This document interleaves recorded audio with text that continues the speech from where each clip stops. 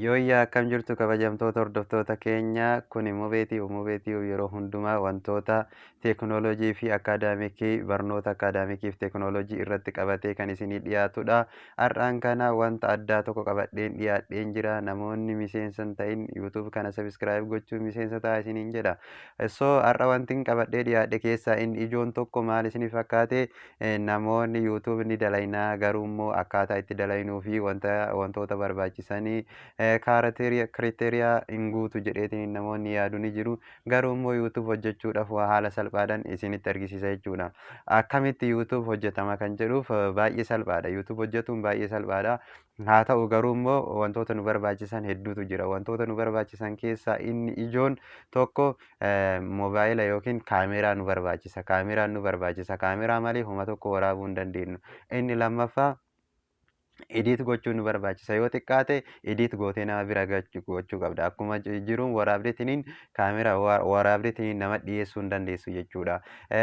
Wantoonni hojjetamu keessaa inni ijoon haalli ati itti hojjettu. Fakkeenya tiitooriyaalii barnootaa yoo kenna jette haala kamiin hojjettaa tiitooriyaalii fakkeenyaaf biloogii ni hojjedha yoo jette firaank ni hojjedha yoo jette wantoota kanaaf kan kana fakkaatu akkamitti hojjechuun danda'amaa fi aappilikeeshinoonni ittiin ediit gochuu dandeettu hedduu jira jechaadha.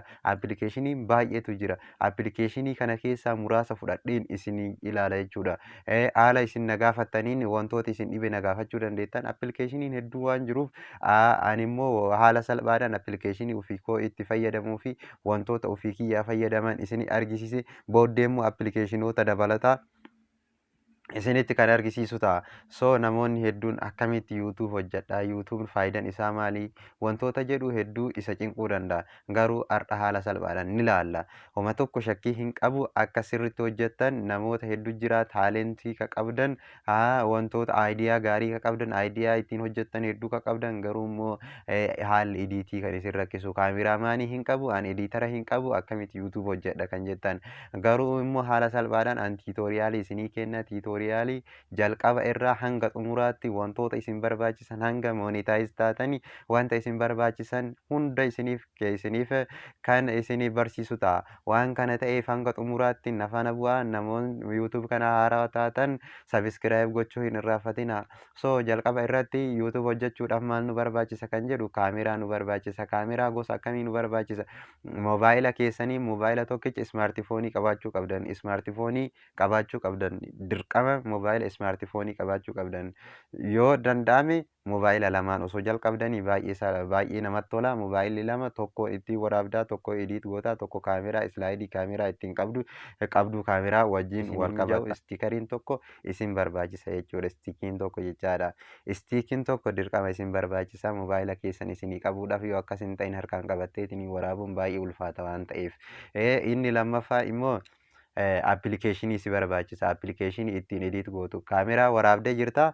Erga waraabdee aappilikeeshinii si barbaachisa. Kan maal gootu kan ittiin ediit gootu. Inni sadaffaa immoo ediit gochuudhaaf immoo wantoota hedduu jira. Ediitii keessa wantoota garaagaraatu jira. Fakkeenyaaf ediitii keessa sabiskiraayib batanii jira. Sabiskiraayib godhi. Chaanaala kana sabiskiraayib naa godhaa jetteetiniin iddoo kanaan kaa'uu dandeessa jechuudha. Kanaaf as bira kaa'uu dandeessa sabiskiraayib batanii si barbaachisa. Isheenis akkamitti hojjetti kan jedhuudhaaf akkamitti hojjetamti kan jedhuudhaaf haala salphaadhaan isinitti argisiisa. Inni sadaffaa immoo taambineel isin barbaachisa. Wanta akkanaa hojjetaa jira jetteetiniin jalqaba irratti wanta keetu jira taambineeliin si barbaachisa. Taambineeliin fakkeenya maayikiidha. Maayikiin immoo sagalee ittiin kan waraabnu. Sagaleen keenya yoo sagaleen hin dhageessisin homaa gochuu hin dandeettu. Maayikiin nu barbaachisa jechuudha. Maayikiin immoo akkamitti akka hojjetamu isallee kan isin argisiisa.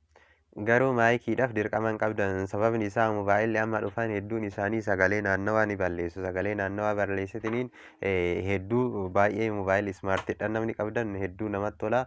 Maayikii maayikiif jettanii wanti cinqamtan hin jiru. Isallee haala salphaadhaan isin argisiisa. Inni biroo immoo kan nu barbaachisu intiroodha. Jalqaba irratti intiroon nu barbaachisa. Intiroon immoo yuutuubaroonni gurguddaan intiroo fayyadamu. Intiroon baay'ee murteessaadha. Intiroon dirqama nu barbaachisa. Intiroo kana hoo akkamitti hojjetama jechuun isallee isin argisiisa jechuudha. Haaluma kiyya hojjedheen jalqaba irratti akkuma argitan intiroon kiyya maal akka fakkaatu jalqaba irratti ilaaltanii jirtu. Barnoota wantoota jedhu isa sana haala kamiin akkaataa ittiin hojjedheetiin hin jedhu intiroo baay'ee babbareeda jira. Weebsaayitii hedduu fayyadamneetiin ilaalla. Inni biroo iskiriin riikoordariidha. Iskiriin riikoordarii waan ta'eef iskiriin riikoordarii akkamitti fayyadamna kan jedhuudhaaf isallee kan waliin ilaallu ta'a. Inni biraa kaanimaastariidha. Akkuma asirraa argaa jirtan kaanimastarii hoo akkamitti kan ilaallu waliin kan ilaallu ta'a. Hanga xumuraatti na faana bu'aa. Kana hunda isinii hojjedha. Haala kamiin yuutuub hojjechuu dandeenya kan jettan baay'ee salphaadha. Yuutuub hojjechuudhaaf homa takka amsir waliin jirra isiniin jira. Wanta isin barbaachise koomentii jala na gaafachuu dandeessu jechaadha. Waan kana ta'eef yuutuub kana sabiskiraayib gochuu hin irraanfatinaa. Hordoftooti yuutuub kana sabiskiraayib yoo gootan barnoota hedduu irraa argattu. Barnoota teekinooloojii wal qabatu yuutuub kiyya akkamitti moonetaayiz ta'a akkamitti nama bira ga'a. Namoonni yuutuub banattanii jiraattan immoo nama maddii naa gahuu didee yuutuubni kiyya maali sababni isaa kan jedhu hedduu isin argisiisuuf jira jechaadha. Yuutuub nama hedduu bira akkamitti akkasii gahu namoonni fakkeenyaaf namoonni biyya alaa keessa jirtan hedduu carraa qabdanii waayifaayi gahaa qabdanii waayifaayiin akkamitti waayifaayiin kiyya du'aadha akkamitti appilood godha kan jedhu appilikeeshinii fayyadamneetiin appilood ittiin goonullee isin argisiisa jechuudha. Waan kanaa fi kan kana fakkaatan kan waliin ilaallu ta'a. Hanga xumuraatti nafaana bu'aati wajjin ilaallaa. Yuutuub kana yoo jaalattan sabiskiraayib gochuu hin irraanfatinaa. Namaafis sheer godha. Baay'ee isin fayyada jedheetiin wantoota yaadu wantoota haarawaa ta'e isin maddiin gahuudhaaf qophiidha jechuudha. Har'aaf nu gahaa. Baay'ee.